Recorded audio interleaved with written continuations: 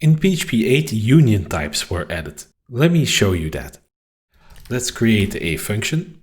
Let's keep it simple and call it myFunction. And in previous versions of PHP, you could already type in this.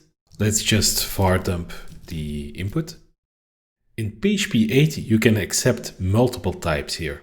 So I could say that I accept an array here as well. And this is called a union type. Let's see if it actually works. So let's call myFunction. And let's give it a string, hi, and execute the code. And I see hi here. Let's give it an array with hi. And that works as well. Let's try something else, an integer, and run the code.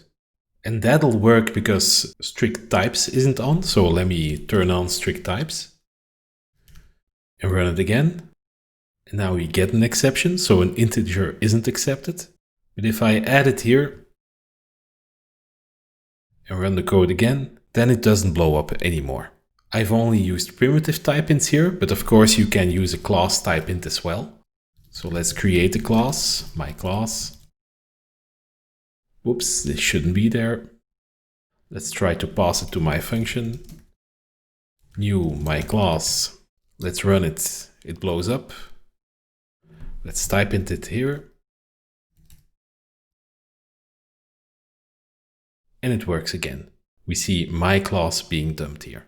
Finally, I want to demonstrate how you can make this nullable. So you might think that you just can use the question mark here, but that doesn't work. Union types and the nullable type notation cannot be mixed. If you want to allow null, you can write it like this. You just type in null here. And now you can pass null to the function as well. So let's run this, and we see that null is being dumped.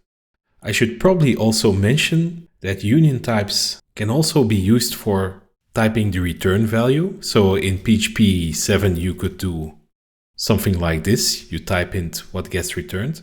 And in PHP 8, you can hint several types here, which is nice. I think that given the dynamic nature of PHP, there are lots of cases where union types will and can be useful. Of course, if you don't like them, you don't have to use them. That's the beauty of PHP too.